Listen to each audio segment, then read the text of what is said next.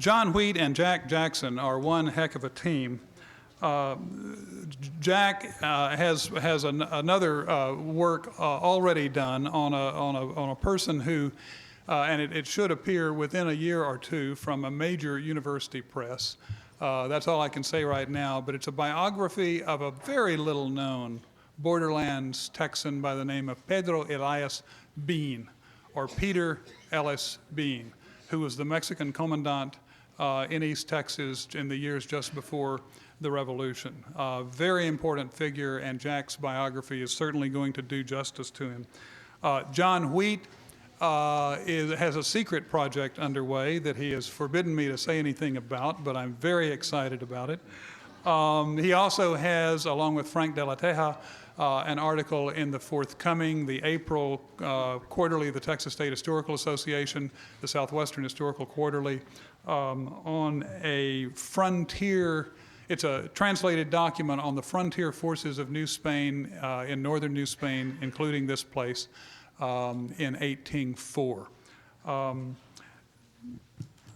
As I said, Almonte had to think a lot about Texas and Mexico and the United States. He probably knew the three areas, Texas, the rest of Mexico, and the United States, as well as anyone who was important at that time. John and Jack are going to tell us about the coming of the Texas Revolution as seen by the Mexican government, specifically their point man, Juan Nepomuceno Almonte.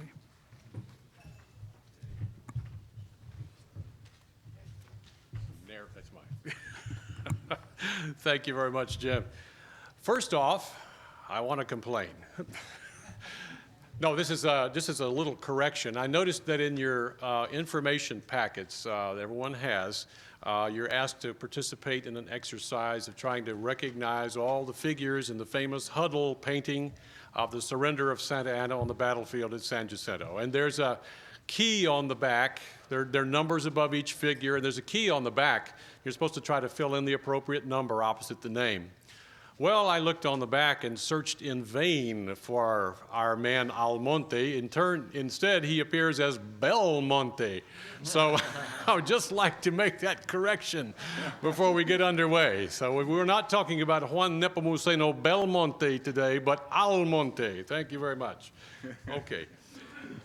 I would like to continue in the same vein that Greg Cantrell started this afternoon, and that is talking about the mindset, the development of the mindset, in this case of the Mexican government as the legitimate interested parties in affairs in Texas, this being part of Mexico, and sometimes this fact almost seems to be forgotten when you get into the latter stages of what turned into the Texas Revolution, was that somehow the Mexican authorities, by showing up, were somehow invading or interloping in Texas affairs when actually it was part of Mexico and it was entirely their business to do so.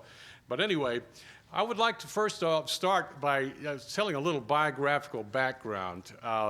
Jack Jackson and I were asked to write what I call sort of touchy-feely personal bios for the upcoming next edition of Riding Line, a quarterly publication of the Texas State Historical Association.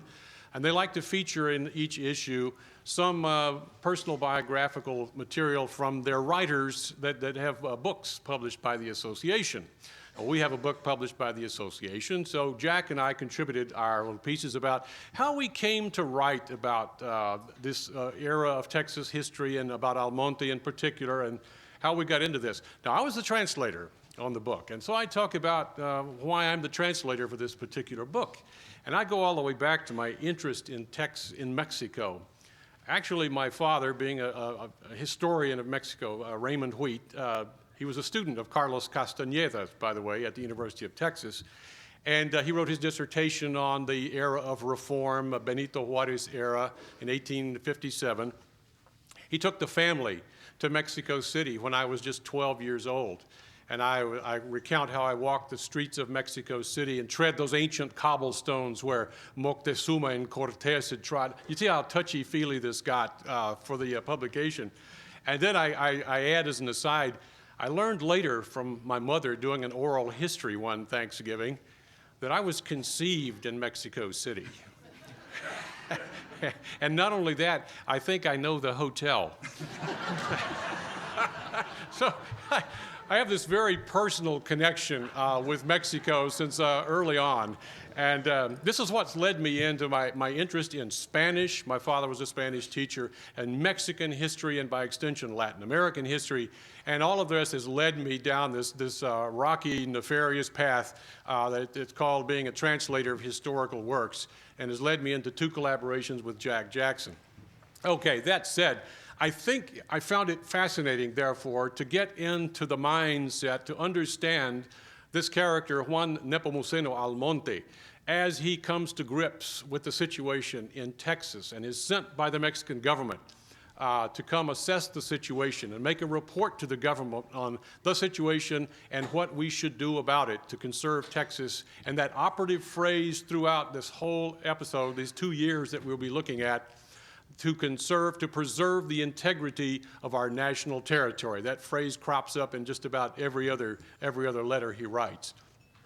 First of all, I thought it would be instructive also to give you a little visual relief from talking heads at the podium, to put a little couple of slide things on. I'm told to do this to turn it on, and this.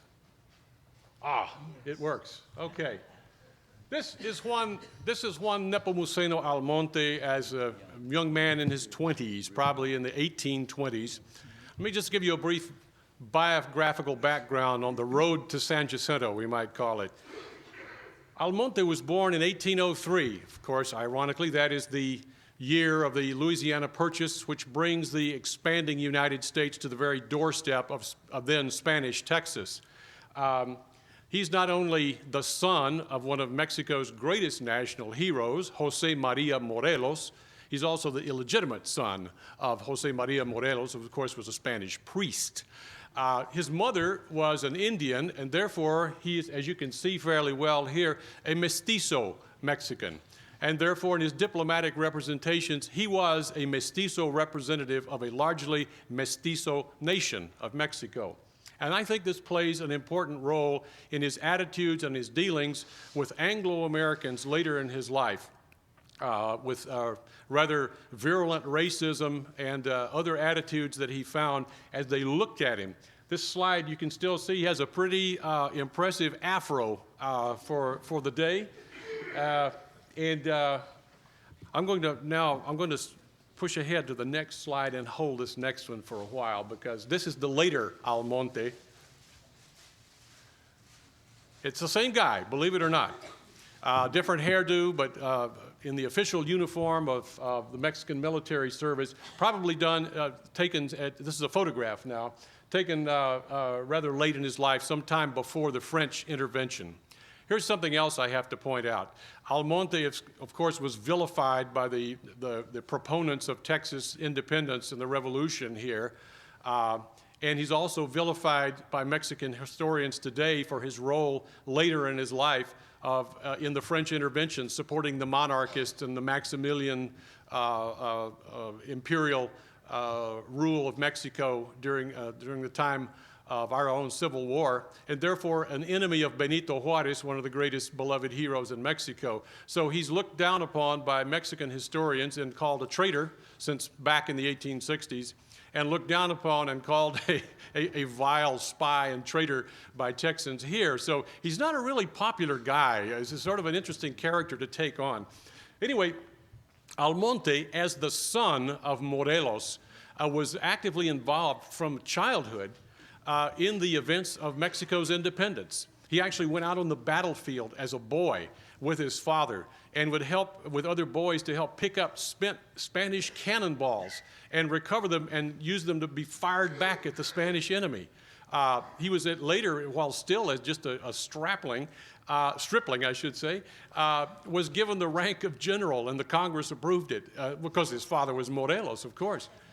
When things got sticky in the long 11-year war for Mexican independence, Morelos sent his illegitimate son to New Orleans, first for exile and safety, second for education, where he learned his English, which was impeccable by the time he gets to Texas, and thirdly, makes all sorts of contacts in the business and political worlds in New Orleans, and gets to know the United States and North America in general, becomes an expert in dealing with them. After Texas or Mexican independence, during the time of Governor Felix Tres Palacios under Iturbide, 1822, Almonte is in Texas and trying to get supplies in New Orleans for the government of Felix Tres Palacios. So he already has a sort of a Texas experience as he's gaining experience in politics and military. After 1822, he ends up in diplomatic service in London, representing the Mexican Republic, and that's about the time that that earlier portrait was painted. So here's someone in his 20s, a very, very young diplomat. He already has diplomatic expertise representing Mexico. And on and on through the 1820s, he gains all this government experience and rises up through the ranks. By 1834, at the time that he's ready to undertake his mission to Texas, there had already been a significant series of events leading up to the concerns that he was to address.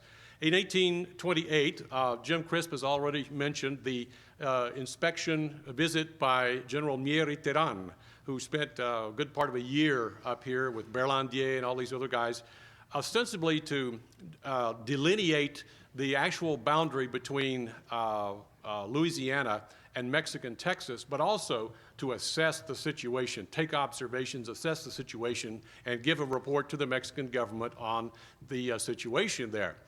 One of the things that Terán reported back was, we have an illegal alien problem on our border. Undocumented foreigners are coming across the river and settling in our territory.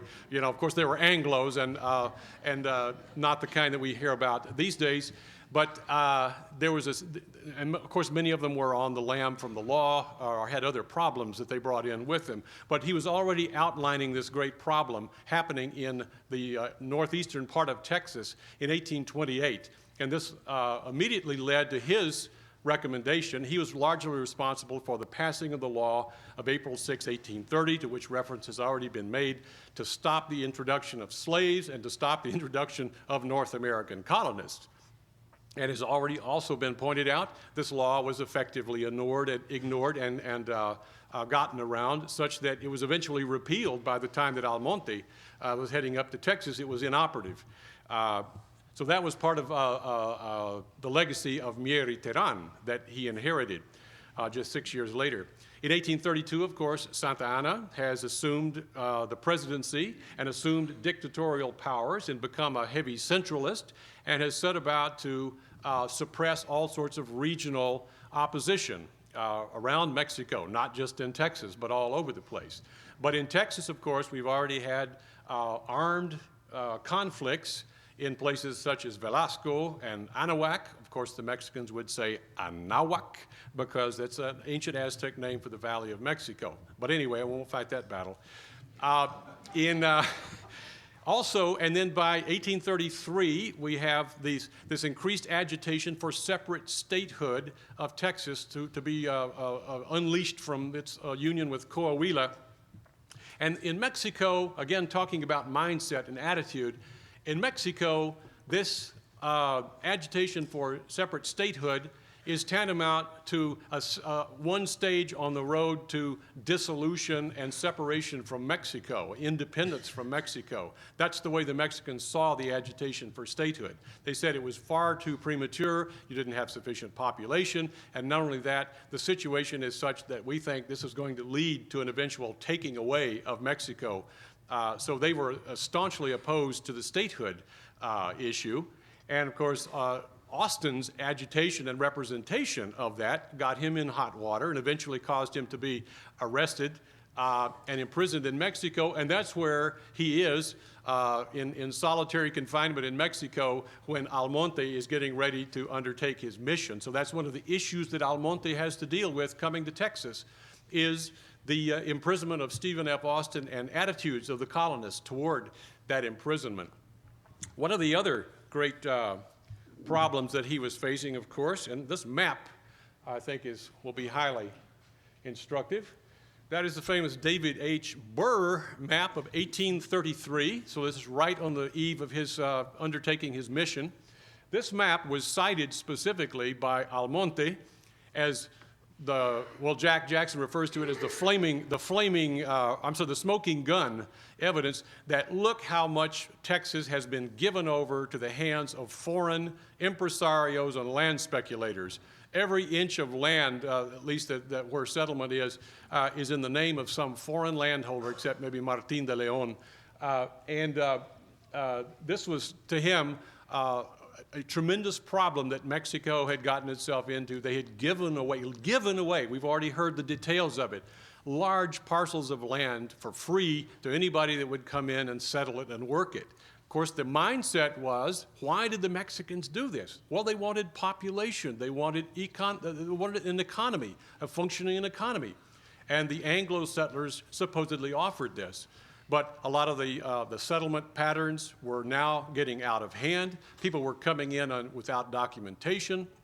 Land was being freely traded and speculated. People were making lots of money, and impresario contracts were not being fulfilled. All sorts of problems going on up here, and Almonte then undertakes his mission in 1834 under the ostensible title of Director of Colonization. That's the cover story for what he's doing up there. He's overseeing and trying to put more order and system back into the allocation of land to impresarios and to incoming colonists, and trying to put some sense of order in the state government at Saltillo, where they also found, the Mexican central government found many problems there as well.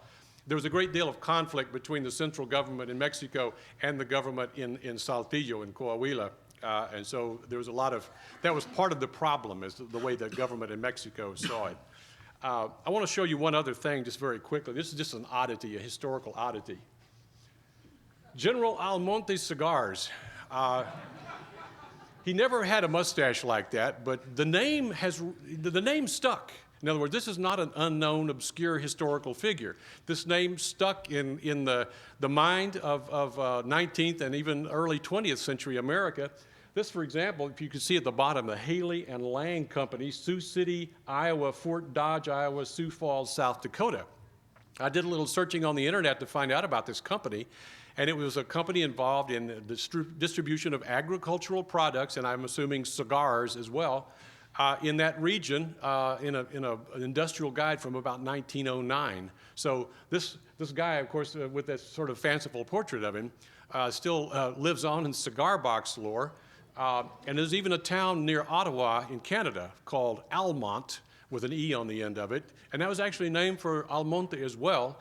In this case, it was founded back in the mid-19th century and named for him because he was a hero of resistance against North American expansionism. Imagine the Canadians being concerned about that. Yeah. So Almonte shows up in the oddest places, you know, aside from our history book that we have. Okay, that's all the slides I have. We can turn the lights up probably.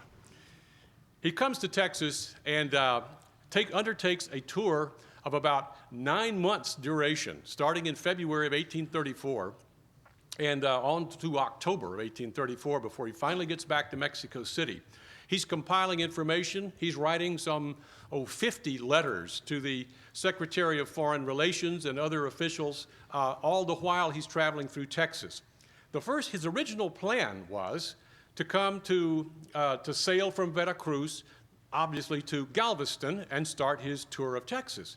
But the situation was so uncertain, and there were so many threats that he might be arrested and held hostage in order to free Stephen F. Austin or something like this, that he changed his plans and said, I'm not sailing to Galveston, I'm going to go to New Orleans, a city that I know, where I have contacts, and I'm going to start investigating the situation from New Orleans. So that's what he did. And then he proceeded, after a couple of weeks, to Natchitoches, getting a little closer to the Texas border, finally. And finally, he felt it was safe to go into Texas itself, and he proceeds from there to Nacogdoches.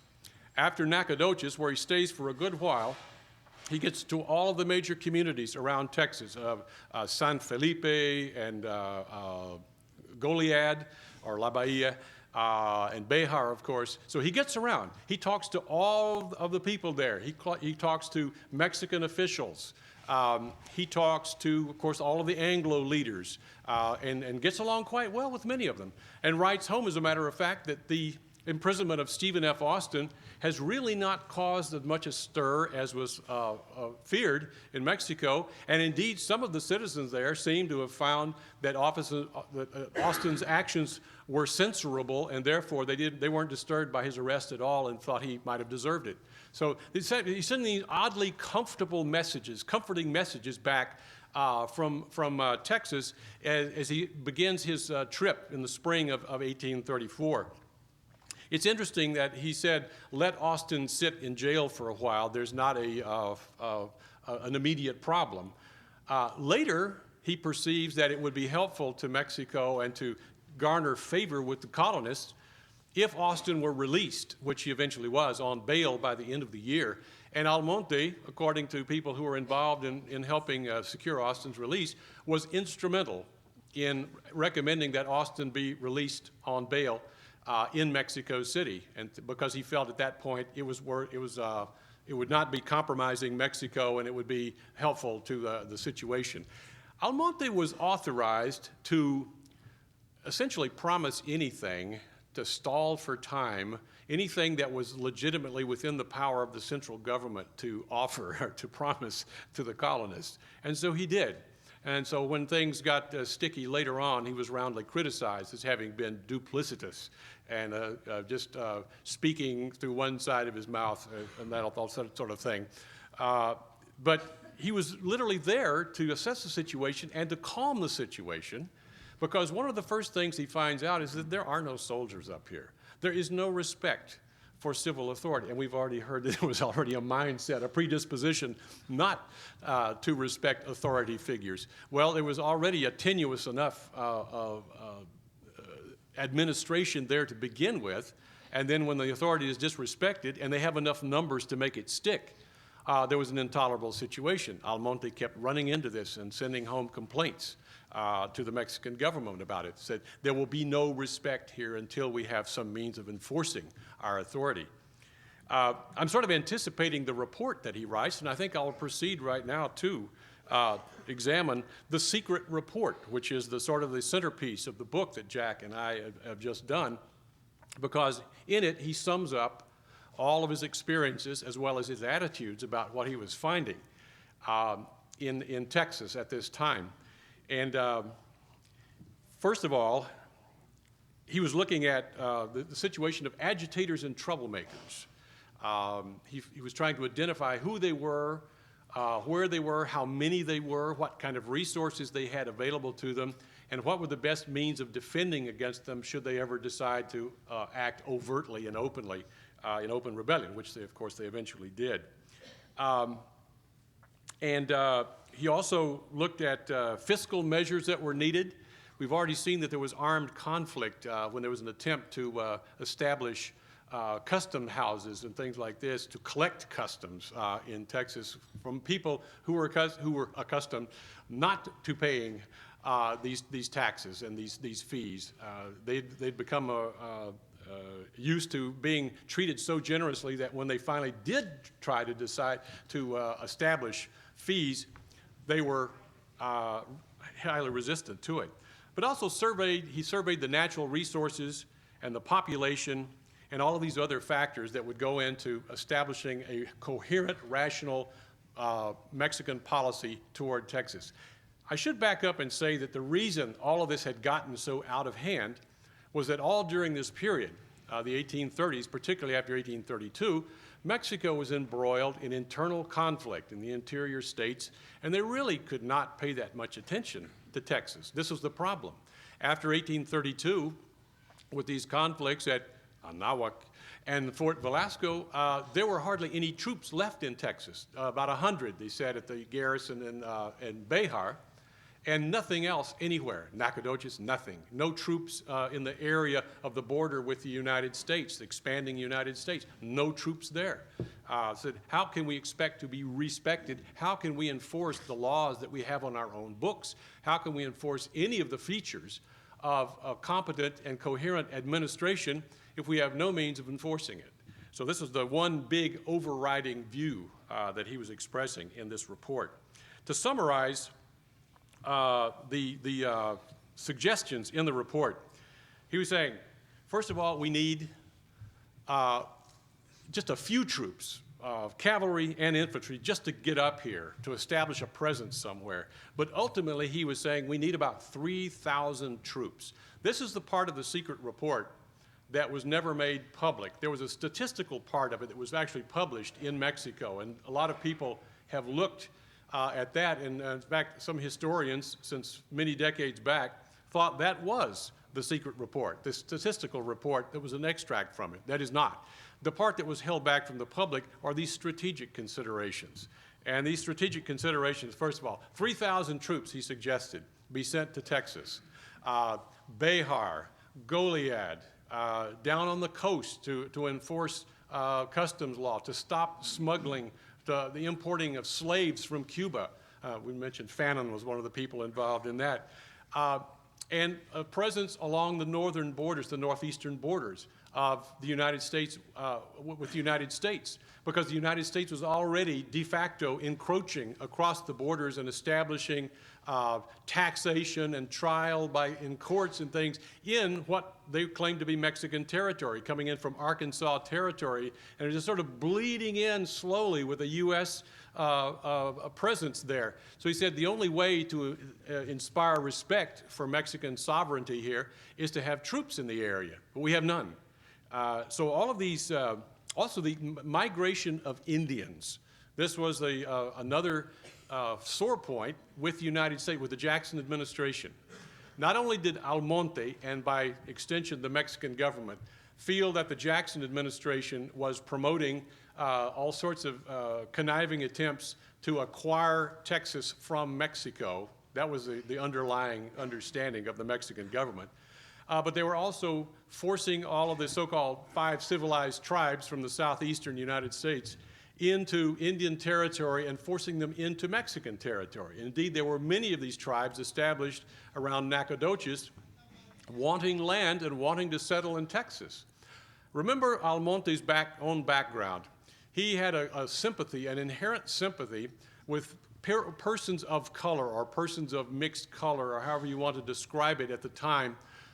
He was extending open arms in his own dealings with mestizos, mulattoes, and all other people, as they quoted his instructions, despised in the United States of the North. They were wanting to extend open arms to these people to come and settle in Mexico. They were almost inviting slaves. In fact, his instructions, the first version of his instructions said, we will, a slave by the act of stepping on Mexican soil has become free, and has become free even of the 90-year contracts that they have supposedly signed as a means of stepping around the slavery issue. He said, step on Mexican territory, you're a free person, and you can settle in Mexico and be a citizen. There are all sorts of embracing of peoples who were being mistreated by the Anglo-American expansion. He was wanting to offer them refuge in Mexico. But this was for the Indians that were already there. And he was worried about more Indians being pushed out by the expanding Anglo-Americans in the United States and being pushed into Mexico and becoming a huge problem for Mexico. I want to read a couple of quotes here of some of his statements before we finally end up going to war. Let me see on the Indians. This is very interesting. He said, these Indians, the ones who are now already on our territory, are the natural enemies of the Anglo-Americans. In the depth of their souls, they feel resentment for the dispossession they have suffered. Were these Indians given the lands that were promised to them 7 or 8 years ago, I believe the government could rely on them at any time. And here's this phrase, they can bring together 500 men, all armed with American carbines that they call rifles. Now, that's why this stuff was not made public. Anglo-Americans read this stuff in Texas, they would have really gone off the deep end. But if I believe that we should avail ourselves of the tribes that are already in our territory, I do not favor admitting more. I will add, however, that if I were asked which would be better, to admit friendly Indians or Anglo-Americans, I would say Indians. This also would not have gone down well with me. The reason is simple. The Indians are more loyal to us and less fearsome than the Americans, should the case arise, because although they are valiant, they cannot yet combine their movements. Besides that, they do not understand intrigue to the degree that the North Americans do. So he'd been dealing with them. Yeah, this was not theory for him. At the same time, as a translator, you have to deal with phrases like indio bárbaro, indios bárbaros, and other phraseology of the time. And of course, an era of political correctness, editors cringe at translations like savage Indians and barbarians and so on and so forth. But this is the terminology of the time. These are the attitudes of the time. And so the Comanches and the Lipan Apaches are indios bárbaros, and they're a problem, and they must be attacked and either wiped out or pushed away from settlement. Therefore, the real people that he wants to come and settle in Texas in the future, i.e. Mexicans from the interior, not Europeans, not Indians, no more Anglo-Americans, but Mexicans from the interior, he says, until we launch these punitive strikes against the Comanches and the Lipan Apaches and the other marauding Indians, we'll never be able to develop Mexico along the lines that we are hoping. Now, there are many other features. He wanted to move the capital from Saltillo or Monclova, whichever. They had been fighting over the location of the capital there. They wanted to move the capital to Béjar, San Antonio de Béjar. That would totally alienate the people in Coahuila. I mean, you know that. But his idea was a strategic one, that San Antonio de Béjar was near the center of the action. It was not far from the coast. It was not far from Nacogdoches and American Louisiana and Arkansas territory. It was where the center of political action needed to be. Also a center of culture and of commerce. He was wanting to open ports and stimulate trade through the ports of El Copano, for example, and others across into Chihuahua and across that northern part of Mexico.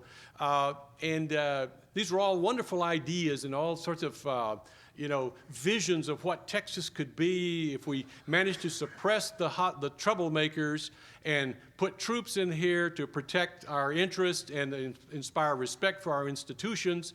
And stimulate the economy, and so on and so forth. You see all these wonderful things. Bilingual education. He is an advocate of bilingual education. All sorts of things in his, and of course he wanted to be the commissioner overseeing all of this ultimately. He said you need someone who knows the language, who knows the North American mind, and who's experienced on the ground with all that's going on. And I think I am that person. It never happened.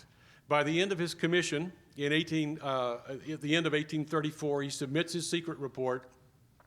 He's sent to Washington as a member of a diplomatic mission discussing the boundary conflicts with the American government.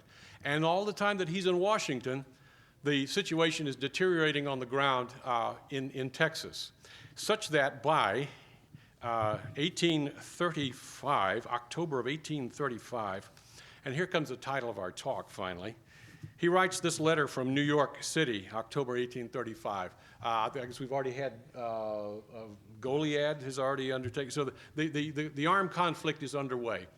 He says, Gonzales, I mean not Goliad, the Gonzales. The newspapers that I am sending you separately will inform you of recent events in Texas. The audacity of those colonists is now intolerable, as is the protection given them by the authorities in New Orleans and other places he mentioned. It is necessary for the government to assume all the vigor sufficient to repress the excesses of these adventurers and to severely criticize this U.S. government, whose treacherous conduct I am confirming more each day. If it were declared, or we discovered beyond a doubt, that President Jackson is secretly protecting the revolution in Texas, we would have more than enough means to defeat it, seeking support in France and other places he mentioned.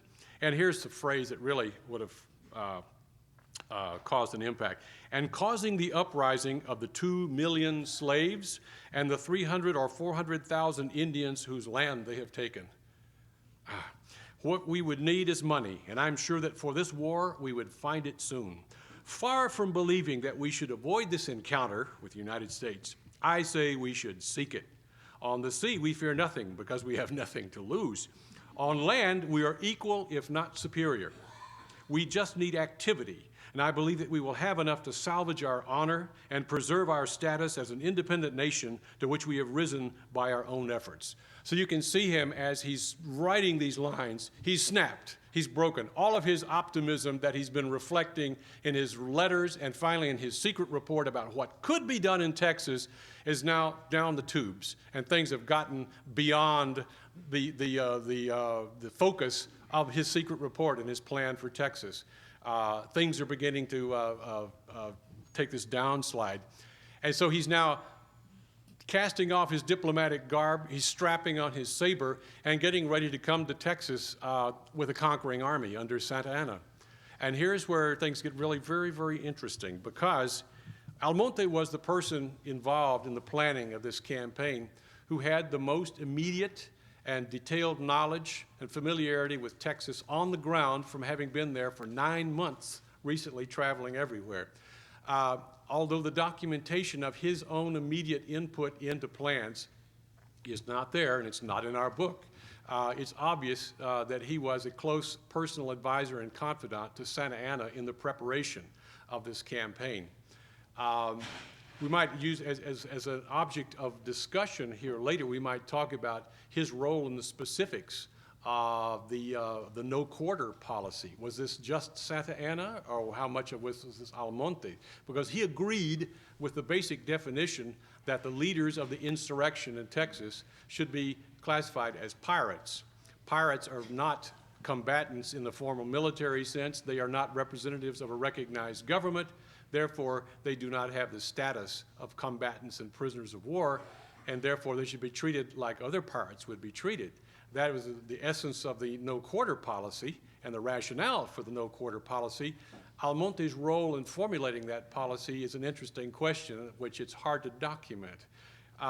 Nonetheless, we know that he came with Santa Anna on the Texas expedition, was with him at the Alamo. In fact, his recommendation that they come to San Antonio as opposed to come up in the midst of the other colonies and attack them in the heart of the Anglo colonies, it was his suggestion to go to San Antonio. It was largely his urging that that should be the route taken.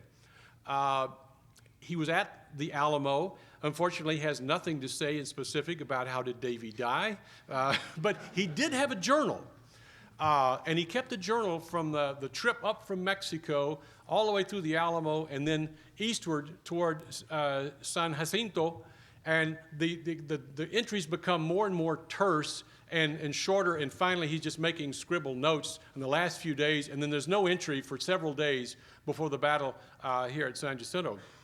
The thing is, in the battle, his journal ended up on the ground somewhere. I forget the exact location. And it was picked up off the battlefield by none other than Anson Jones. Jack, we were speculating the other day about who might have sent that journal to New York City. I went back and looked at our book again. George Childress, apparently, was the contact who knew the editor of the New York Herald, which was a fledgling paper at that time in New York, James Gordon Bennett, the editor. And he was a firebrand supporter of the Texas Revolution, and so he was only too glad to get this journal from Almonte. I don't know who he got to translate it. I'm very curious as to who the translator was, but he published it in installments in the New York Herald, in translation, in New York City. And then supposedly the journal was sent on to Andrew Jackson for his personal inspection. But then the mystery is, where is it now? Because there's no trace of this journal after this. So here's a personal memento of Almonte from the battlefield at San Jacinto, and it's lost. It only exists in this translation, but strangely enough, nobody has challenged it as a forgery. We have a friend that might. Published in the summer of 1836, it would be a pretty early forgery, wouldn't it? It is generally regarded as one of the most accurate accounts of the campaign from the Mexican side. I want to now bring this story specifically to the battlefield. We've got the journal there on the battlefield. But Almonte's role in this battle is very significant because I think it brings back all of the traits that we saw in his youthful upbringing under his father Morelos on the battlefields against the Spanish in the War of Independence. When the Texans attack and surprise the Mexican camp, a rout begins, obviously, and the Mexican troops are retreating in disorder. They're fleeing. It's not even a retreat. It's a disordered, a panic fleeing. Units are not resisting. They're not defending themselves. They're just getting away. And, of course, they're getting mired in the swamps and in the drowning in the water and so on and so forth. And a huge slaughter begins to take shape. What was Almonte's role when this was going on? Almonte apparently possessed the calm and the fortitude not to panic under this situation. You know that when there's a large, uncontrolled, panicked crowd, that it takes an unusually forceful command and leadership to stop this, and it's like a herd of stampeding cattle to stop them from running over a cliff or something, to turn them away and control them. And Almonte apparently possessed this self-possession on the battlefield. His calm demeanor stopped his troops from being slaughtered one by one individually. He formed the survivors up into a large formation and orderly and began to march back in formation with himself at their head to surrender. Well, this is what saved many of them's lives, because all of a sudden the wholesale slaughter of individual stragglers became a respectful receiving of surrender of a formed up military unit with a commander at their head. Ironically, this is the funny part as well, when Almonte and this large formation of hundreds of soldiers march out of the woods with a commander at their head, Sam Houston just about lost it. He panicked because he thought this was the Mexican force coming in to reinforce, and he thought that all was lost until he realized that they had no weapons and that they were surrendering instead. So Almonte was personally responsible for saving hundreds of his own soldiers in the heat of battle. He was also probably responsible for saving Santa Anna's neck afterward, when so many wanted to string him up or shoot him or whatever for the excesses of the revolution. And his smooth diplomatic demeanor, his knowledge of English, his personal familiarity with several of the combatants there on the field, the Texian combatants, probably saved the day both for himself and for Santa Anna. He accompanied Santa Anna in his long imprisonment there, and also back across the United States to Washington to meet President Jackson, his old nemesis, and then finally back to Mexico. So in other words, Almonte, of course, he's probably no revelation. He's that other officer that is seen standing in the huddle picture with Santa Anna, the only other senior officer who could obviously serve as an interpreter, and he's obviously performing that function in that painting. He's an enigmatic figure. Why did he remain loyal to Santa Anna even after the disaster there, even after the disaster of the Mexican War years later? He still remained loyal to Santa Anna. Why? And you have to go back to the mindset of Juan Nepomuceno Almonte, who from the outset of his life, his destiny was inextricably entwined with that of Mexico's nascent nationalism. And he saw Santa Anna, this strong figure on horseback, as the only hope for the chaos that he thought would otherwise ensue if they attempted the federalist form of government. And so that was his rationale for it. It's hard for us to sympathize with that view, given the character of Santa Anna. It's hard for us to sympathize with his siding with the monarchist years later against Benito Juarez and the liberal republic and all that in the 1860s. Yet that's his rationale. That's what propelled him, and it was a trait that he inherited from his own father. So he's a traitor in Mexico, he's a traitor in Texas, but I think you'll find him fascinating reading in the book. So thank you very much for this ability to talk to you today.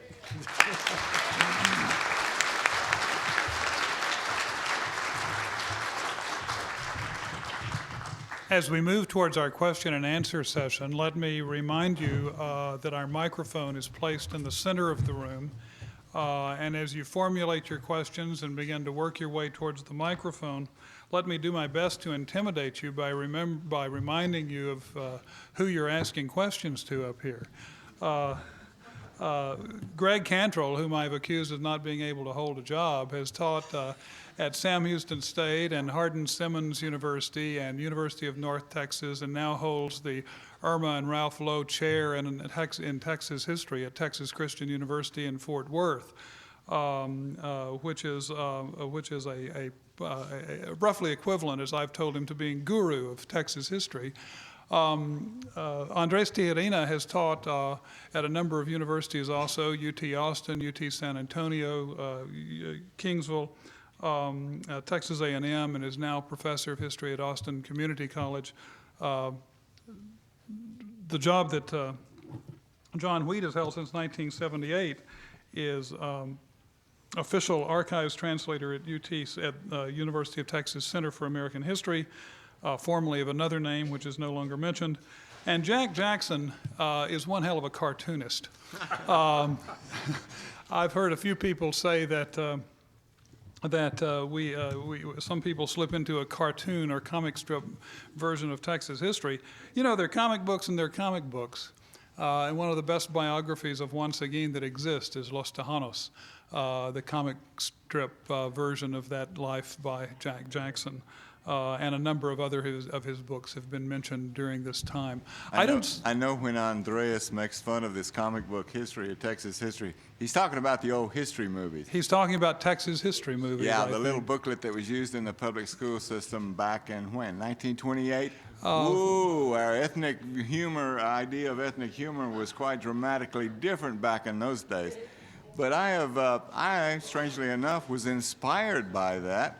And I felt like that if you kicked it up to the next level, if you really did your research and tried to document exactly how this all happened, you could actually use this medium, lowly medium, as a very effective teaching tool, especially younger readers to Texas history. So I've cranked out 5 of these things, and I kind of grit my teeth a little bit when Andres uses comic book history in such demeaning fashion, because some people still today, as I think one of the guys that emailed you said, I've forgotten all the other books that I used in junior high, but I can still remember illustrations from that little comic book and what the guys were saying. Caramba, this guy's kicking a cat, you know.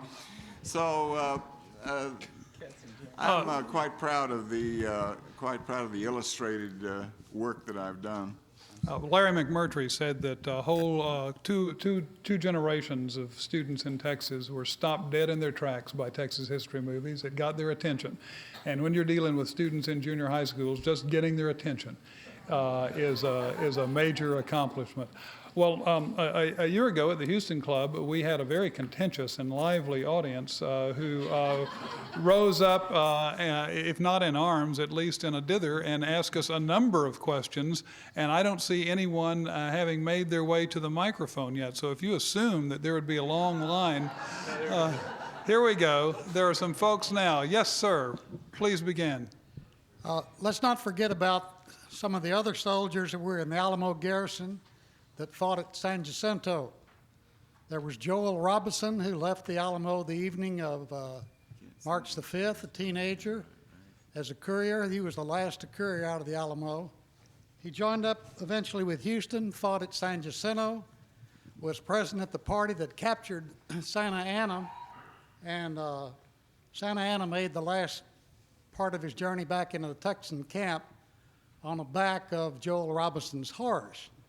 Also, there was John Walker Baylor, who was not only in the Alamo Garrison, he participated in the siege and storming of Bayard, served in the Alamo Garrison, left the Alamo as a courier, joined up with a cavalry company of Albert C. Horton, was present at the Battle of Coleto, fought with Sam Houston at San Jacinto, received a slight wound thought to be insignificant, was discharged from the Army, took a visit to Alabama visiting his uncle, This wound became septic, and he died. According to Stephen Hardin, John Walker Bailey was the only soldier known to be present or participate in all the 4 major battles of the Texas Revolution. Thank you.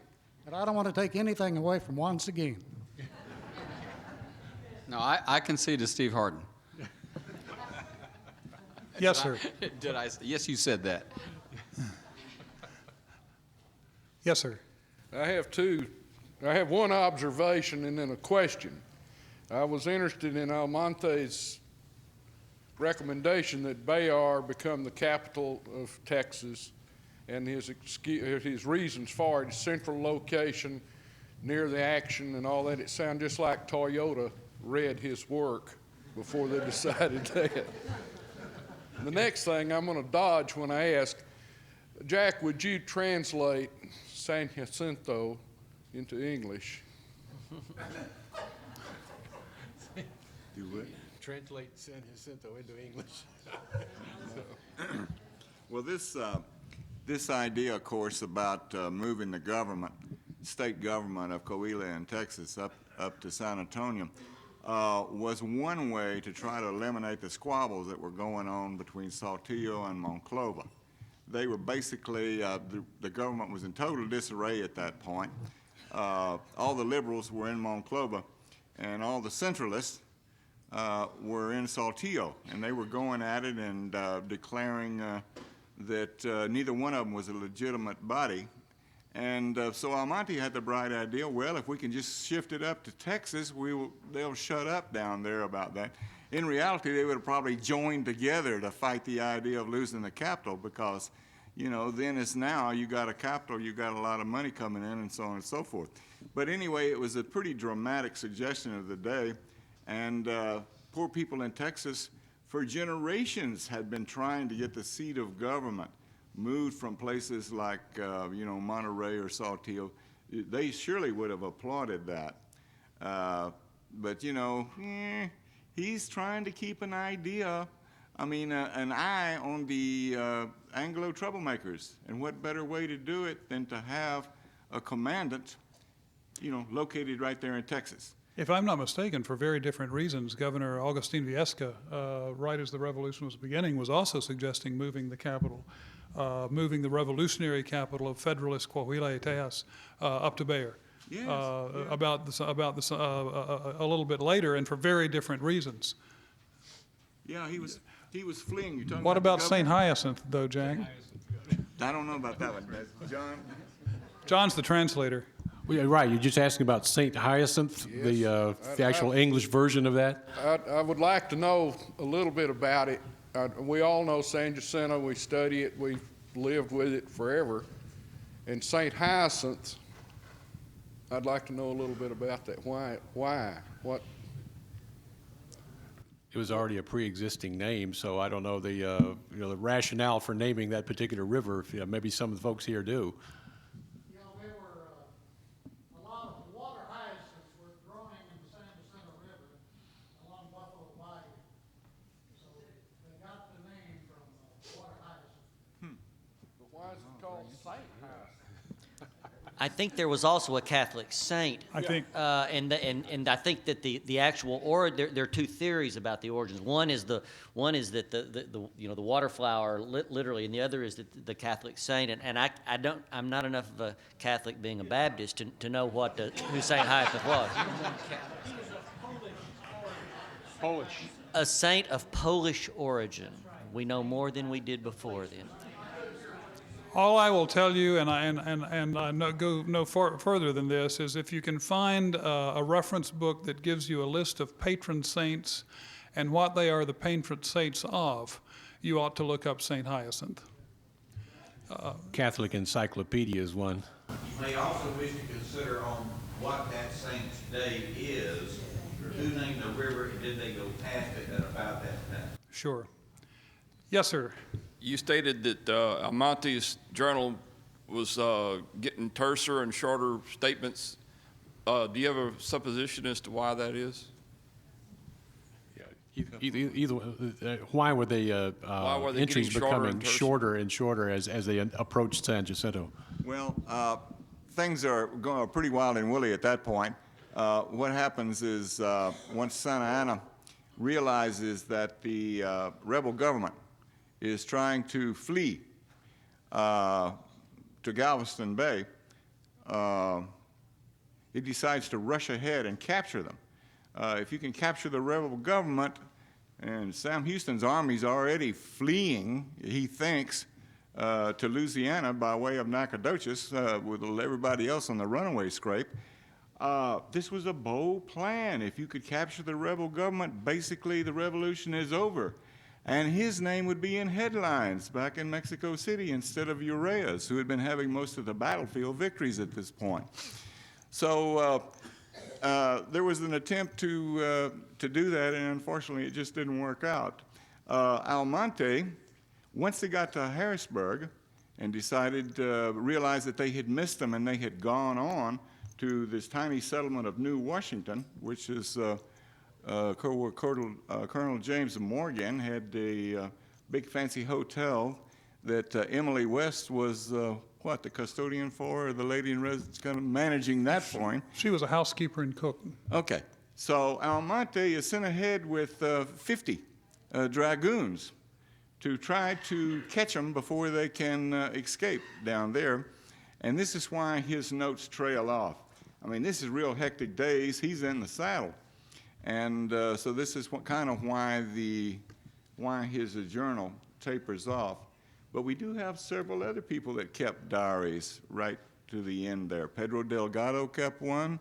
Gabriel Nunez kept one. Santa Anna's secretary, Martinez Caro. So there are 2 or 3 other accounts given by Mexican officers that kind of fill in the blank there of Almonte's just kind of tapering off. And they said there's a date given and there was just something in pencil with nothing there. So he's on the move, and I don't really think he had time to settle down and make nightly entries or whatever at that point. One of the most interesting things that Almonte did is he was galloping up to the shore of Galveston Bay and saw that group of Texas politicians fleeing in a rowboat out to the ship that would take them to Galveston, is that he stopped his soldiers from shooting President Burnett's boat, because Mrs. Burnett and perhaps other women were present on the boat. And as some historians have said, the gallant Almonte said, okay, this is against the rules. So he may have been, Jack, pretty vicious in his rules towards mercenaries, but he wouldn't let them shoot, even though that was the president of Texas and his cabinet on the boat going out to the ship. Well, it's also pretty clear that he was mainly responsible for the release of Susanna Dickinson and the Babe of the Alamo, too. I think that he influenced Santa Anna. We say that for years we said that we had no messenger of defeat at the Alamo, but in fact, she was the messenger of defeat. And when she reached Gonzales with news of how that there had been no survivors during the attack, that's when the runaway scrape really cranked into high gear. I mean, you know, people were screaming and yelling and trying to get out of town as quickly as possible. But Almonte was instrumental in helping her. He gave her a horse to ride to get to Gonzales after the battle took place. So I really consider him a very humane individual. Women and children were not fair game during this conflict, and consider him a very honorable officer. There is one more little piece of information when he was writing longer entries, and that is they knew exactly where Houston was. In Almonte's campaign journal, he says, we've got informants who tell us that Houston is up there at Jared Gross's plantation. And rather than pursue him, they just figured he's on the run. We'll just go after better game, those politicians. But it's not that Houston had hidden from them. The Mexican high command knew where he was and decided to ignore him. Yes, Elizabeth. Well, first of all, about the name San Jacinto, San Jacinto, and Saint Hyacinth. When I was working there for the museum, I did a little study of this, and I found out that the saint was from Eastern Europe during sometime in the Middle Ages. Therefore, he got into the calendar of the Roman Church. There's very little known about him, apparently. As for water hyacinths, I can't tell you offhand, I haven't thought about it in a while, but I believe that the plant was actually an import. It is not a native. And so it would not have been there when the early Spanish came through and probably named that river, as we'll suggest, probably close to St. Hyacinth Day, which is in August. The question that I have for Professor Tejerina is this. In this really fine book that he has also written, The Tejano Empire, which really explains how Texas was settled early, you make a comment, and I quote it as a simpatico comment. I would just like your further explanation of this. During the Texas Revolution, most Tejanos had joined the opposition to the centralist Mexican government of General Santa Anna. Most Tejanos. And a student of Texas history that I am, I must say, I was surprised to realize that you might be able to say most, and I'd just like for you to speak with us about that. I think Paul Lack probably is the authority that I see in terms of the Tejanos. Paul has done extensive research on the actual numbers of Anglo-Texans and Mexican Texans. Actually, I would say probably that even those who were in support of Santa Anna were weakly in support of him. And that figure then falls off very rapidly. You know, Jack was talking about the runaway scrape. Tejanos also had a runaway scrape. And that figure dries up very rapidly when Santa Anna does enter Texas, because while there were in the government at the state level and also in the ayuntamiento level, that is the city level, the municipality level, were a lot of Tejanos who supported the centralist government. There, of course, were a lot of them who did not. But that support fell off very rapidly once Santa Anna began to march into Texas, because he took out a retribution against all Tejanos. And then they all started fleeing. And they fled. And again, this is another point that I've always made, that we talk about the Anglo-American runaway scrape. Very few people talk about the Tejano runaway scrape. So to answer your question, that figure is an early figure. The fact that there were most of them, that's before Santa Anna arrives. Once Santa Anna began to mete out a retribution against all Tejanos, then that figure dries up very rapidly, and it's reduced. Most Tejanos don't support either. Really, after Santa Anna arrives, they don't support either Anglos or Mexicans. They run off. They abandon their cities. They abandon San Antonio. They abandon Nacogdoches. They abandon Goliad. And those who did not abandon, especially around the Goliad area, were driven out. Those who did not abandon Santa Anna, San Antonio de Béjar, were driven out by San Antonio's army. Those who did not abandon Goliad and Victoria were driven out by the Anglo-Texas army. Philip Dimmitt, Fannin had a sort of a scorched earth policy with regard to the Tejanos. And incidentally, we have some of those Tejano descendants of some of those Tejano families here in this room today, whose families were driven out by the, and this is the truth, the Anglo-Texan army drove their families out of their homes around the Victoria-Goliad area, and then when the Anglo-Texas army left, the Mexican army came in and whipped the Tejanos, the Tejano mayor, and drove the Tejanos off. And then when the Mexican army left, the Anglo army came back and whipped the same Goliad mayor, Tejano mayor, for conspiring with the enemy. And so either way, Tejanos fled. So I'll make that statement for before Santa Anna's arrival, but after that, Tejano population really dwindles off into the hinterland. It's worth noting also that while the numbers are small, there are Anglo opponents to the revolutionary movement also. Many of you who know about this battle know that a nearby high spot to the battlefield was known as Tory Hill. And the work of both Paul Eck and the late Margaret Henson have explored the issue of Anglo-Toryism. Again, not large numbers, but enough that you can write about them. One of the things that Paul Eck points out in his book is that most Anglo men and most Tejano men were on the run during the Texas Revolution. Just use simple math and count up those guys who were in the battles, and you can see that that's true. I think Greg did mention in his biography of Stephen F. Austin that the impresario counted 135 Tejanos among those who were in his so-called Army of the People besieging San Antonio in 1835. 135 soldiers is quite a few people from a town of that small size. And of course, one other thing which should be mentioned is that this outbreak of fighting began as a centralist federalist war, not a war of secession, not a war of independence. And the Tejanos had been fairly staunch federalists for a long time because of that desire for autonomy and states' rights and driving their own interest and governing their own interest that Andres talked about before. So to find them opposed to centralism would not be a surprise. I think Jack and John in their book mentioned a document signed by the alcalde Juan Seguin, or he might have been jefe politico at the time, I forget, but in 1834,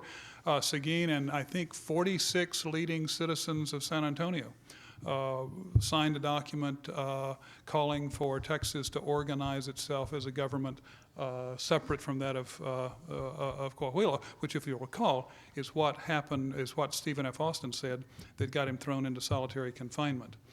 So there's a good bit of autonomy support and federalist support. Yes, sir. Yes, sir. I have a couple subjects I'd like to address. One of them is the impact of the New Orleans bankers and the New Orleans Grays, professional military unit, on the progress of the Texas Revolution. I used to have a friend that was the curator of Fort Bend Historical County Museum, and we jointly bought some surplus documents that were the Texian loan. And that document was signed by William H. Wharton, Branch T. Archer, and Stephen F. Austin as agents for Texas. And it was in section-size lots written in Pokeberry ink. And basically it provided the provisional government of the Republic of Texas with gold at the rate of 50 cents an acre, which largely provided funding, I believe. If any of you have any knowledge of that, I'd like to know about it. And how that impacted it and what was the relationship between those financial institutions in New Orleans and the sending of the New Orleans Grays to Texas and the impact that had, and how the Texas representatives wound up getting their favorable support.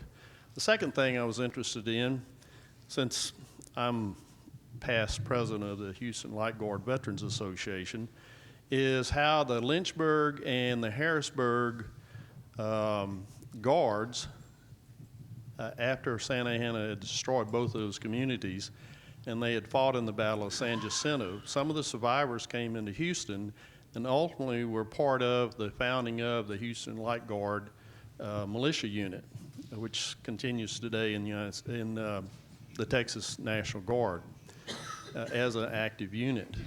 And if you know of anything along those lines, I'd like to hear about it. And I'd also invite consideration for these two topics being more detailed in discussion at another one of the symposiums. Anybody want to tackle that one? Hasn't somebody recently published a book on these New Orleans Grays? Yes, there was a book on that. Gary Brown is the author of that. Just wondering if it had any new information in it for you. Well, the reason I brought that up was because I wasn't sure if there's any new information, and since y'all do research, perhaps you might have run into it. Let me try to tackle a couple of those, unless one of my colleagues wants to do that, because I've been dealing with a New Orleans Gray for about 12 years, and my publishers are getting really impatient. His name was Hermann Ehrenberg, and he wrote the longest and most vivid account of any soldier in the Texas Army. Unfortunately, he wrote it auf Deutsch, in Leipzig, and it has yet to have a reliable English translation, although there are some both full and partial English translations out. Remember, the New Orleans Greys left early enough for Ehrenberg and for both units of the New Orleans Greys to get to San Antonio before the fall of Bexar. One unit arrived by sea and was there even before Stephen F. Austin gave up his command, and the second unit, which came by way of Natchitoches and Nacogdoches and down the Camino Real, got there in time to take part in the storming of Bexar between December 5th and December 10th. The notes that you were talking about, the loan documents you were talking about that would have been signed by Archer and Wharton and Austin would have been executed after the first of the year of 1836, because that's when those guys got to New Orleans, sent as diplomatic agents and also as agents to try to get money, to try to get loans. And it could be expected, I think, that Big Texas would almost certainly default in any payback in gold or any payback in specie and would have to fall back on paying it in land. That's what Texas had a lot of. So people were loaning Texas money hoping to get I won't use the Texas term, but a large pile of land. So in terms of your question about what's the relationship between New Orleans Greys and those particular financiers, it wouldn't have been direct, but there were a number of people who were in New Orleans outfitting the New Orleans Greys. They had rifles. One of the mistakes of an early translation of Ehrenberg was to refer to the guns they had as muskets.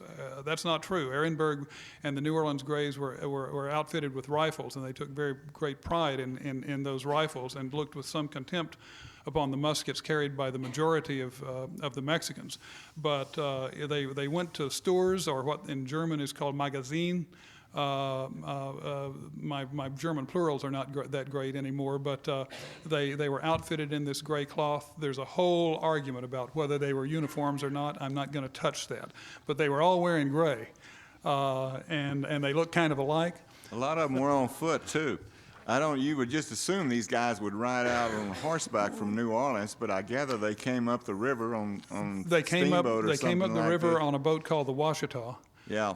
Which landed in Natchitoches and let them out in Natchitoches. They marched overland until they got to Nacogdoches. I think they were probably pretty footsore by then, because I start seeing talks about people coming up with horses and saddles to supply these guys so they can keep going to San Antonio. In Nacogdoches, they were outfitted as mounted men. They were provided by the citizens, many of them Tejanos, of Nacogdoches, and they also got one whale of a banquet.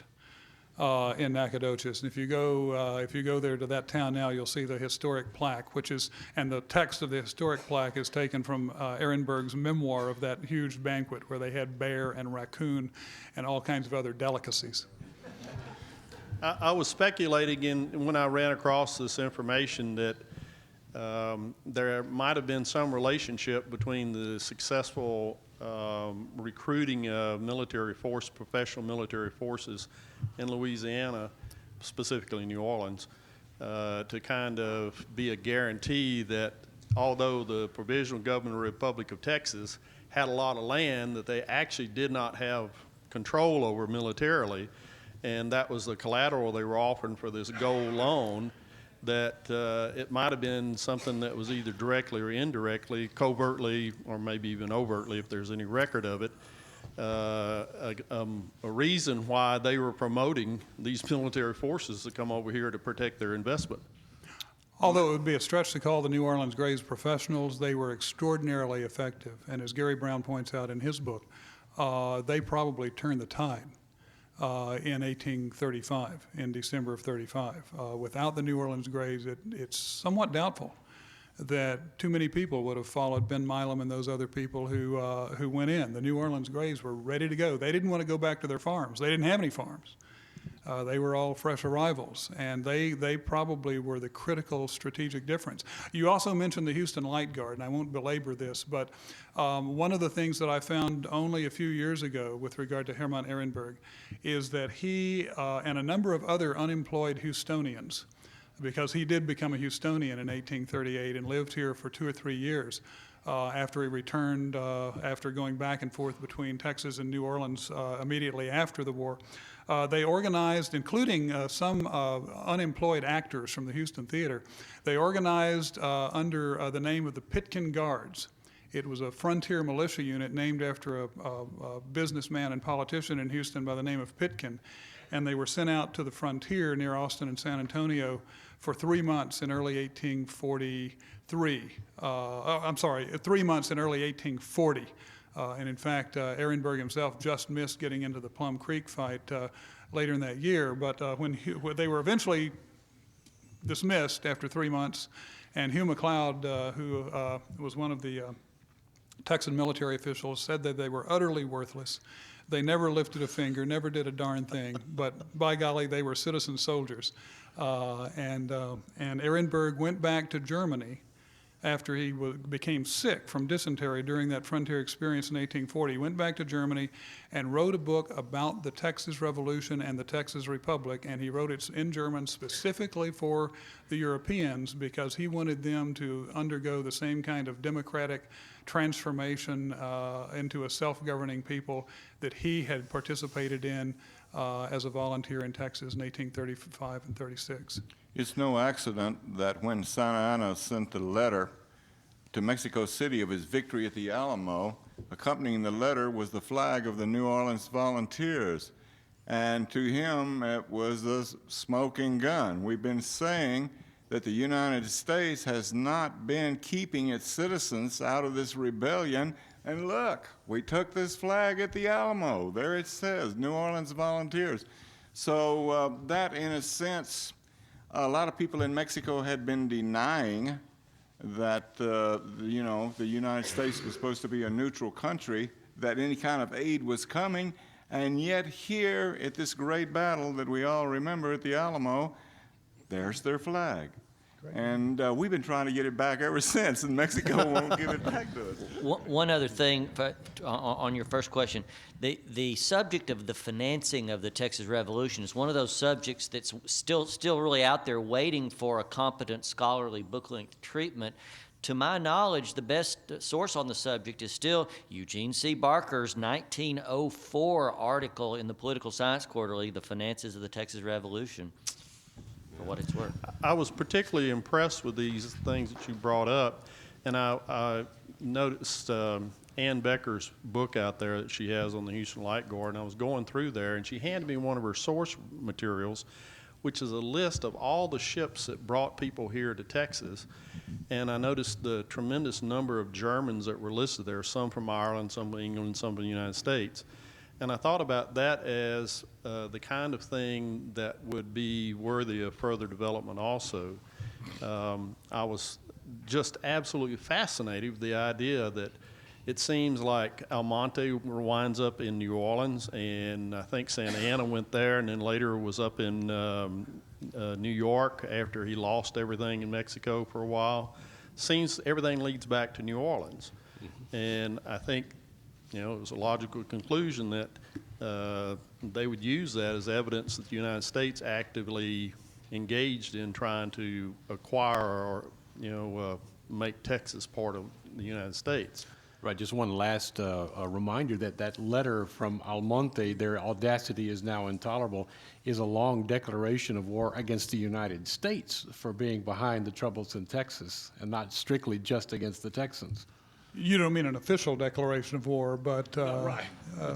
But let's take it to them because look, they're the ones that are behind all of this. What it was. Yes. Thanks very much. Appreciate it. Who's next, please? Good afternoon. My name is Rudy Tejano Peña. I'm from Corpus Christi, Texas. And first of all, let me express my sincere appreciation for all the presenters. Last year, I had the pleasure of being here and bringing up the subject and the point about Tejanos not being acknowledged in Texas history. This year, I'm so proud and elated to see that one of persons that I have a lot of respect and admiration is one of your panelists. However, I'd like to point out one of the things that I have been working on very hard, and that is when we talk about Tejanos, we seem to bring up the point that they are Mexican Texans or Texan Mexicans. I'd like just to make sure that people understand that Tejanos became Tejanos back in the 1600s when Tejas was established as a province of the New Spain. The people that were born in that time, in that era, they were not Mexican. The people that fought at the Battle of Medina in 1813, they were Tejanos. Now, when we talk about Tejanos and we say they're Mexican American or Mexican Texans, and we have an audience this size, and they're going to go back home and talk about Tejanos, and they say, well, the Mexican Texans, that is just misleading and does not give credit where credit is due. And I believe that as historians, as teachers, we need to make these issues and give credit where credit is due. Mexico became Mexico in 1824, declared its independence in 1810, was able to get it in 1821, and finally established the republic in 1824. Tejanos have been here since the 1600s, 1700s. And one question I have here is, and this gets for you because you were the last one. As I wrote down, our Tejas historians continue to include accounts of Mexican incidents, which is admirable. However, Texas citizens are in desperate need of the accounts and participation of the native Tejanos' significant contributions and participations in the struggle for Texas independence. We seem to concentrate on the Mexican events, but we're not talking about the Tejanos. Their What was your contributions. question again? Well, this is for you. You brought up about the Mexican doing this and the Mexican doing that, and we don't talk about, other than Seguin, we don't talk about the other people that have stories. And the question is, when are we going to start talking and writing about those characters that are significant to the Tejanos rather than the Mexican community? Well, if the question is for me, I would just remind you that when the American Revolution was fought, it was fought by Virginians and Georgians and Marylanders, many of whom said that that was their country.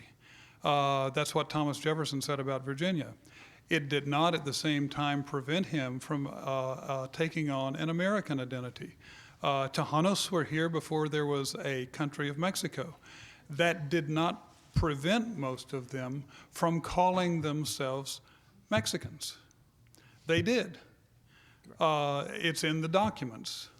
And so if they call themselves Mexicans, who am I to say they're not? With all due respect, sir, they were calling themselves Mexicans because the United States citizens were calling them Mexicans. And I'm talking about before they ever heard the United States citizens call them Mexicans. I'm talking about people who fought not only for the independence of Texas, but as the independence of New Spain as Mexico. So if the question was for me, I'll answer it. I try to be true to the documents. I try to be true to the way the people saw themselves.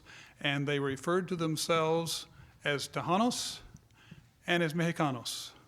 And they did not see, until push came to shove, a difference there. And then when they had to choose, some put the primacy on Mexicanos, like the great Carlos de la Garza, and some put the primacy on Tejanos, like Juan Seguin or Jose Antonio Navarro. And to their great credit, after the war, most of them put those differences aside and stayed in Texas and continued to live, even though their side may or may not have won. You have some people standing behind you, sir. Thank you. And I appreciate what you just said, sir. The point is that we need to have the records, set the record straight, and you owe it to us as historians. Thank you. Yes, ma'am. Recently there was an excellent program on PBS about Navarro and his family and his role in the revolution and so on. And they talked about the 1813 incident where the Spanish came into San Antonio and persecuted the people who were living there. And I just was wondering, I'm not that familiar with that period in the history of Texas, and was wondering if you could just elaborate a little bit about what was going on there. This was the Spanish government, I guess, and persecuting Spanish citizens. Sure, we've got 2 or 3 people here up on the podium who were part of that PBS special, and I must remind you that I think it's coming again on April 26th on Monday night, and the American Experience series. But Andres or Greg, both of you participated in that? Yes, ma'am. That was one of the first major battles here in Texas after Mexico declared its independence from Spain. There had been some skirmishes before that, small battles, but that was a major battle in which a large Spanish army under a Spanish commander named Joaquin Arredondo marched up to San Antonio, and just on the outskirts of San Antonio, just a few miles south on the Medina River, engaged an army of Tejanos and defeated them. And then after the defeat, that became a rout. Pursued the defeated soldiers all the way up to some of them to Nacogdoches. And as they caught them, they literally hacked them to pieces with machetes. Some of them they caught and they beheaded them. Others were caught in the San Antonio area in Béjar and put in prisons so tightly packed that the military reports indicate that after they stuffed them, they then packed others in above them in the room who suffocated during the night. And every day after that then, for several days, Tejanos were taken out and shot, executed, 10, 15 at a time. During that time, the city was occupied by the Spanish army, and the women and girls were put into a stockade, several hundred of them, women and girls, put into a stockade where they were forced to do services for the Spanish troops. And there are reports that the women were abused besides simply having to do service for them. Now, a couple of things that I'd like to add to that in general, that there were Anglo-Americans fighting with the Tejanos. A substantial percentage of the Tejano army was Anglo-American. That the battle continued, that Jose Antonio Navarro was there present, he saw it, that he was pursued, his family was driven out, they occupied his home in San Antonio, that Santa Anna was with Arredondo's army and had a personal vendetta against the Navarro family and against Jose Antonio Navarro, and eventually captured Jose Antonio Navarro after 1841 when, if you've ever heard of the Santa Fe expedition, when President Lamar sent an expedition of Texans up to try to capture Santa Fe as part of Texas. Navarro was one of their commissioners going there for Lamar. Navarro was captured. He was given the opportunity, the only one on the expedition given the opportunity to escape, since he was a Mexican, and said, they asked him if he was a Mexican or a Texan, and this comes back to the identity that the gentleman was asking about a while ago. Navarro said, I, sir, come from a place called Texas, where every man votes his own conscience. I don't think Navarro cared whether he was Texan, Tejano, Mexican, or what. He cared about where he came from and what he stood for, and for that he went to prison. I might add one other thing, and I think it's illustrative of many of the themes that we've dealt with today about sort of the victors writing history, which clearly has been the case at least until recent times with regard to the Texas Revolution. The Battle of the Medina River in 1813, south of San Antonio, was the bloodiest battle ever fought on Texas soil. I bet that 99.999% of Texans would answer San Jacinto if you asked them that question. And those same people would have never heard of the Battle of the Medina River. But the fact is that nearly, I think more than double the casualties in that battle, something like 1,300 compared to the 600 and some odd at San Jacinto. And that alone tells you a lot about who has written and interpreted the history of Texas until recent times. I have to mention, since we're on the subject, and I hope you don't mind us giving you this much information, but that did not become a rout until after they had suffered tremendous casualties. They were completely outnumbered, more than 2 to 1. The weaponry, the cannon, they were outnumbered, completely overwhelmed. When they were finally defeated in a military battle, then they began to flee. But I have to point out, there is not one historical marker at all in Texas or in San Antonio to commemorate that sacrifice for Texas independence. There is no shrine. That's not true. Well, if there is, I sure want to know about it. I want to know about it. That's why I'm standing. Okay, good. I want to hear it. I should. A lot of times I do say this, especially with a local crowd like this, because you think we're getting some picky questions here. You ought to see what it's like in South Texas talking this subject with the Mexican Americans. They're really picky about their history. And I always say it like this: if there is one, I need to know. So anyway, certainly there is no Alamo for them. Certainly there's no shrine for them. Sorry. Before we find out this information for Andres, I would just say that having spent some time with the De La Pena diary, that the Battle of Medina and the executions of Tejanos in 1813 was very much on the mind of Santa Anna when he came back to San Antonio in 1836. De La Pena overheard someone say, yeah, we're going to be hard on these people. Remember, they hung 800. At the time of the defeat of the rebels in San Antonio back in 1813. I don't know if the figure's correct, but that was very much on their mind, and there were hundreds who were executed, I think, without a doubt, at the time. Yes, sir. Enlighten us. I'm sorry, did you have another? Okay, yes, sir. Enlighten us, please. Well, actually, I was going to get into the other part of it first. I think the importance of the Battle of Medina has been lost to us as modern-day historians. And my wife would question my word modern there. She says I know more about the 1600s than I do the 1900s. But if you were the son of a man who was massacred in 1813, when 1,300 Anglos, Tejanos, Indians, I'd love to hear that speech too, what we told the Indians to join us, went out to fight 1,400 Spaniards, and they were annihilated. What would you have done when William Travis rode into San Antonio with about 50 men and said, y'all join me against 5,000 men, led by one of the people who had been in the Battle of Medina? That's why they closed their doors. And I think we're really losing the importance of the Battle of Medina on Texas Revolution. The same as we're losing our concern for the Republic of Rio Grande. It explains that it was not racism that caused the war.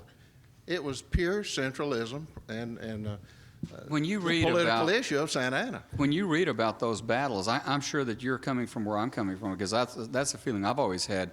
It's always Anglos and Mexicans fighting together. Right. And that's not the way it was. Every one of those wars, every one of those battles, there are Anglos and Mexicans fighting side by side for independence, for freedom.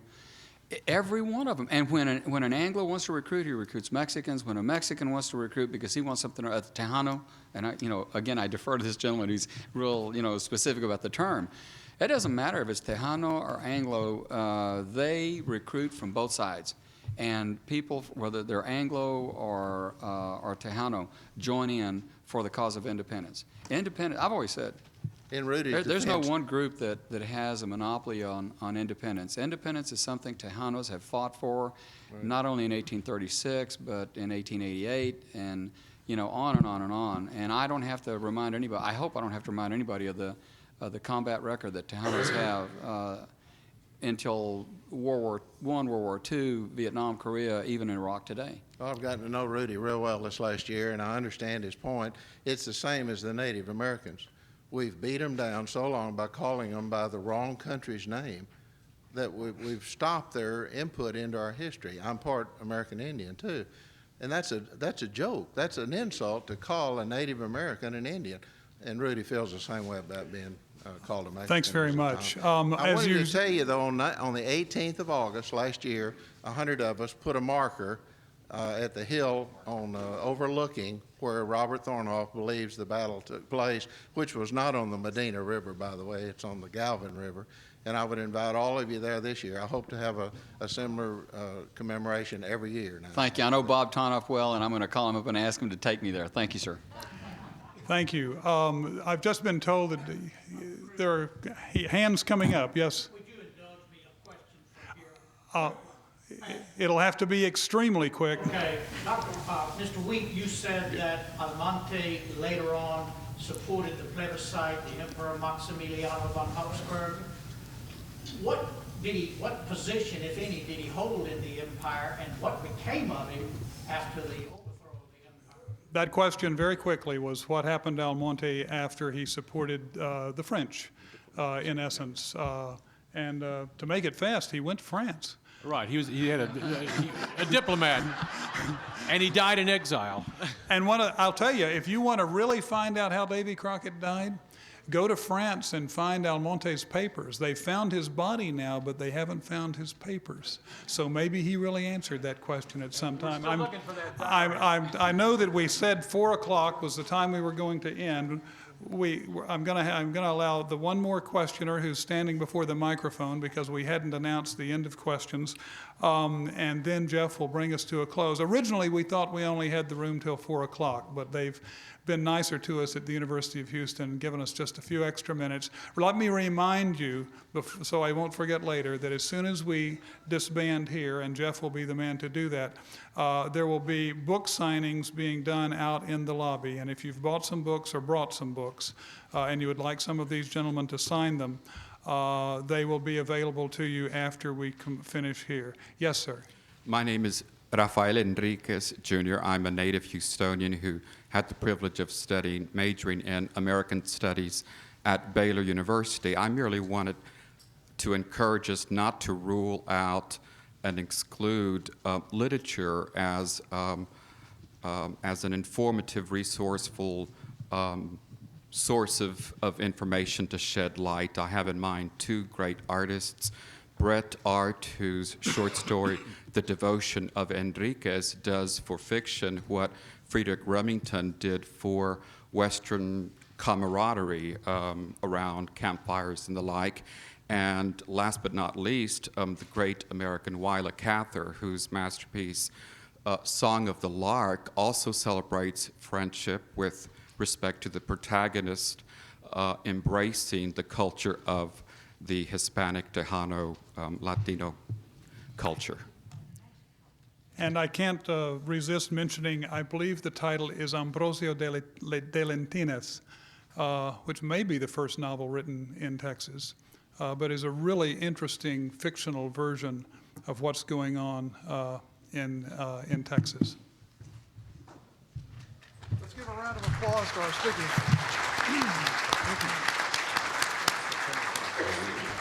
And finally, next spring, just watch your mailbox for your postcard, so you'll be informed of the San Jacinto events for next spring. Thank you very much for coming, and with this, we will adjourn our 2004 Battle of San Jacinto Symposium.